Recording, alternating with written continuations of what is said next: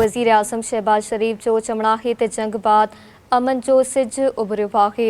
तारीख़ी मुआहिदे जी बाज़ाब्ता तक़रीब 19 जून जेनेवा में थींदी, जंहिंजो मेज़बान पाकिस्तान हूंदो।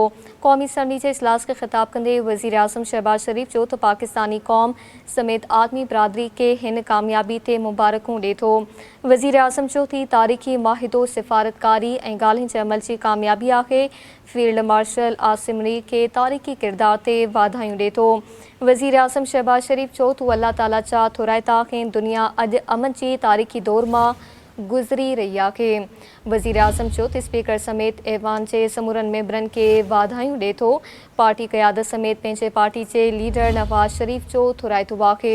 वज़ीर आज़म चयो त 3 महीना 16 ॾींहनि बाद ईरान अमेरिका समूरनि महाज़न ते जंग जे मुस्तक़िल ख़ात्मे जो ऐलान कयो।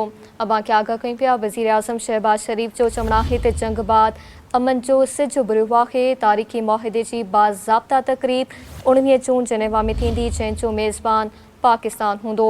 क़ौमी असम्बली जे इजलास खे ख़िताब कंदे वज़ीर आज़म शहबाज शरीफ चयो त पाकिस्तानी क़ौम समेत आलमी बिरादरी खे हिन कामयाबी ते मुबारकूं ॾिए थो। वज़ीर आज़म चयो त तारीख़ी मुआहिदो सिफ़ारतकारी ऐं ॻाल्हियुनि जे अमल जी कामयाबी आहे। फील्ड मार्शल आसिम मुनीर खे तारीख़ी किरदार ते वाधायूं ॾिए थो।